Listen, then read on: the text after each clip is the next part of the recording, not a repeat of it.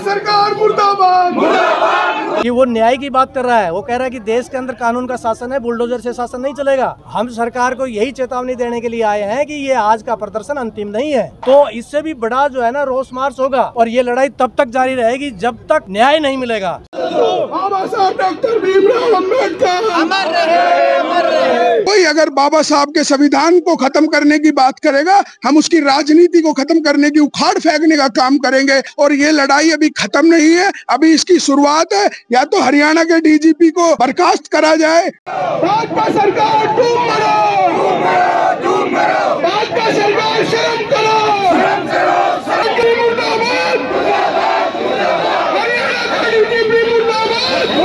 Y पूरन कुमार है, उसके अंदर एक उच्च स्तरीय जांच होनी चाहिए। मेरा तो ये मानना है कि उसके अंदर कम से कम सीबीआई की जांच।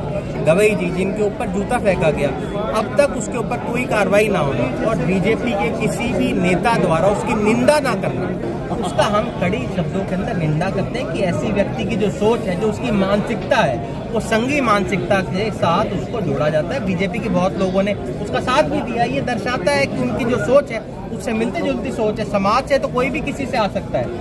हरियाणा सरकार मुर्दाबाद, मुर्दाबाद, मुर्दाबाद। हरियाणा सरकार मुर्दाबाद, मुर्दाबाद, मुर्दाबाद।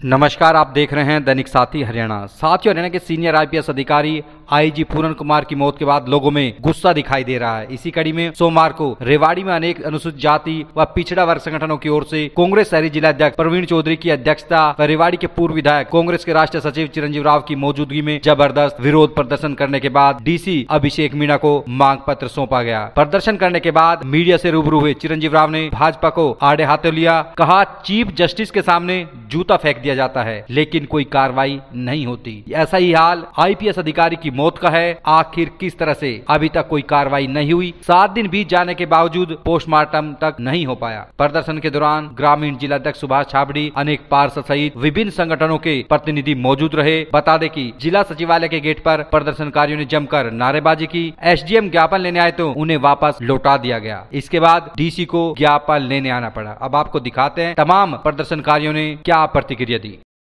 हमारा देश है, इसको लंबा समय से जो है ना इन सब पीड़ाओं को झेल रहा है। आज़ाद हुए 78 साल हो गए। समानता, भाईचारा, बराबरी के सिद्धांत पे आज़ादी की लड़ाई लड़ी गई थी। देश में संविधान का शासन है, लेकिन संविधान के शासन होते हुए भी गैर बराबरी के खिलाफ, असमानता के खिलाफ इतना बड़ा जद्दोजहद होने के बावजूद भी आज 78 साल बाद देश का करोड़ों करोड़ लोग, एक बहुत बड़ा तबका जाति और धर्म के नाम से उसको पीड़ित किया जा रहा है। और उसी का नमूना क्या है? उसी का नमूना ये है कि देश का जो चीफ जस्टिस है उसके ऊपर जूते उछाड़े जाते हैं। किस लिए? कि वो न्याय की बात कर रहा है। वो कह रहा है कि देश के अंदर कानून का शासन है, बुलडोजर से शासन नहीं चलेगा। बुलडोजर से देश नहीं चलेगा, देश चलेगा देश के संविधान से। वो ओबीसी को जो है ना वहाँ आरक्षण दे रहे हैं सुप्रीम कोर्ट में, और दूसरे जो जायज़ मुद्दे हैं उन मुद्दों को उठा रहे हैं। वो महिलाओं के ऊपर जो है ना मुद्दे वर्डिक्ट दे रहे हैं। तो ये बातें कहीं ना कहीं राज को जो है रास नहीं आई। 7 दिन का समय बीत गया, अभी तक तो पोस्टमार्टम नहीं हुआ। हम और यही हालात यहाँ हमारे एक इतने बड़े जो पुलिस के आला अधिकारी हैं उनको जो है आत्महत्या के लिए मजबूर होना पड़े। वो भी तो जातिवादी तो है, और क्या है? ये चारों तरफ से उसको दबा दिया गया। हमारे अंदर कहीं ना कहीं ये कीड़ा थोड़ा बहुत बचा हुआ है सामंती शासन व्यवस्था का, जो हमें इस तरह के स्टेज में लेके जा रहा है। तो सरकार अगर नहीं कर रही है, हम सरकार को यही चेतावनी देने के लिए आए हैं कि ये आज का प्रदर्शन अंतिम नहीं है। अगर सरकार ने हमारी जो मांगे, हमारे ज्ञापन में हमने जो मांगे उठाई है, इन मांगों को सरकार ने नहीं माना, तो इससे भी बड़ा जो है ना रोष मार्च होगा। और सरकार भूले नहीं, जो बहुत पहले जो है एट्रोसिटी एक्ट के खिलाफ पूरे देश के अंदर 2018 में सड़कों के ऊपर जो सैलाब आया था, वही सैलाब अगर इन दोनों घटनाओं में न्याय नहीं हुआ तो कहीं ना कहीं पूरे देश के अंदर जो शोषित, पीड़ित है, मेहनत का तबका है, वो उबाल खा रहा है और वैसा ही सैलाब सड़कों के ऊपर देखने को मिलेगा। और ये लड़ाई तब तक जारी रहेगी जब तक न्याय नहीं मिलेगा। ये एक दिन का मामला नहीं है, सजा नहीं मिलेगी तब तक दोषियों को। और इसमें एक मांग हम कर रहे हैं कि इसमें ना न्यायिक जांच होनी चाहिए। दोनों ही मामलों में न्यायिक जांच हो। ये SIT और ये जो कर रहे हैं ना, ये बेवाहियात की बातें हैं। ये तो सरकार ही है। हम चाहते हैं कि न्यायिक जांच हो। सरकार जो है दोगली नीति पे है। सर, मेरा नाम बुद्धराम पवार है। मैं माता रामाबाई सामाजिक उत्थान संस्था का प्रधान हूँ। अभी पिछले 2-3 दिनों से हमें सभी समाज के अनुसूचित जाति सभी संगठन, अनुसूचित जनजाति एंड बैकवर्ड क्लास के सभी संगठनों के साथ मीटिंग हुई और मीटिंग में जो आज के मुद्दे चल रहे हैं उन मुद्दों पर बात हुई। ये मुद्दे क्या थे? एक तो हमारे जो उच्चतम न्यायालय के chief justice mister BR Gavai ji और दूसरे वाई पूरण कुमार जी। तीसरा जो अभी रायबरेली में एक हत्याकांड हुआ है। 3 मुद्दे बहुत प्रचलित थे जो हरिओम, जिसका नाम वाल्मीकि थे। क्या मांग आप लोग? हमारी मांग ये है जो चीफ जस्टिस के साथ जो ऐसा हो सकता है तो बाकी समाज बिल्कुल अनसेफ है। हम तो ये सोच रहे हैं कि इस फ्रीडम इंडिया में जीने का हमारे अधिकारी नहीं है।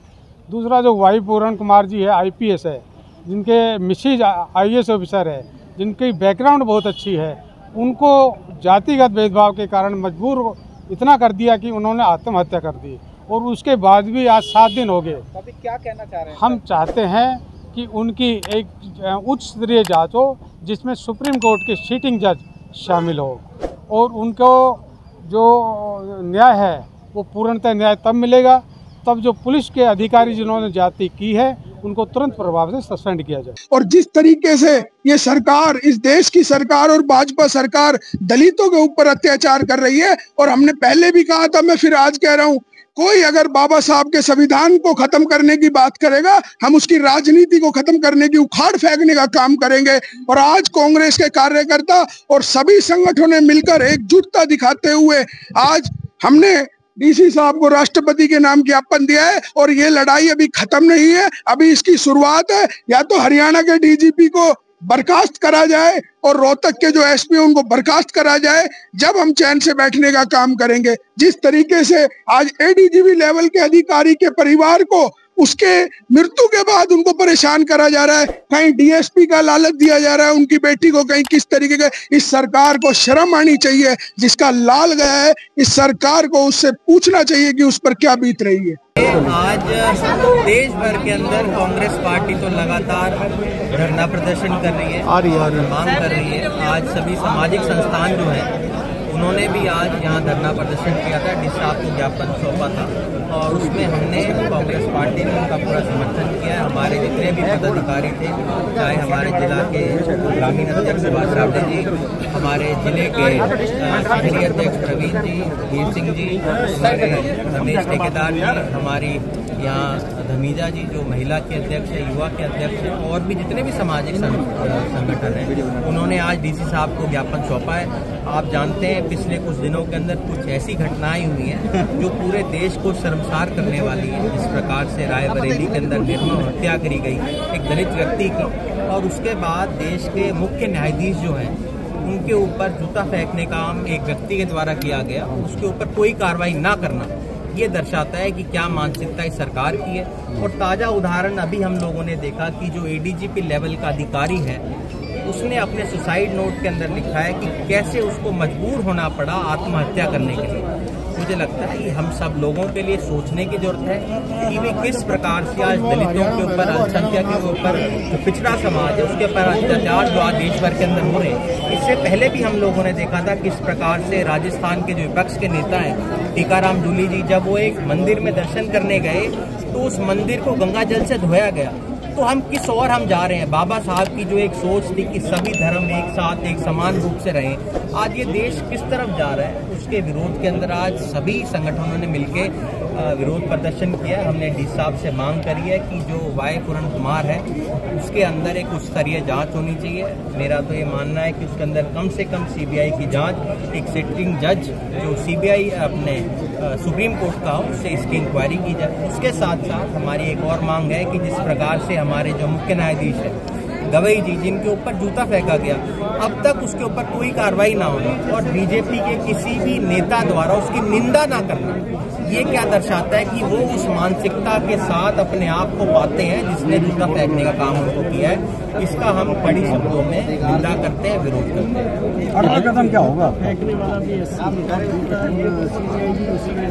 तो दलित राजनीति क्यों? देखिए, मैं आपको बताना चाहूंगा कि जिसने जूता फेंका मुख्य न्यायाधीश के ऊपर, वो सनातन धर्म की बात कर रहा है। कहाँ जा रही है? वो बात कर रहा है धर्म की। उस व्यक्ति को पता ही नहीं कि सनातन धर्म क्या होता है, हमारा धर्म क्या सिखाता है हमें कि सभी समान रूप से एक होते हैं।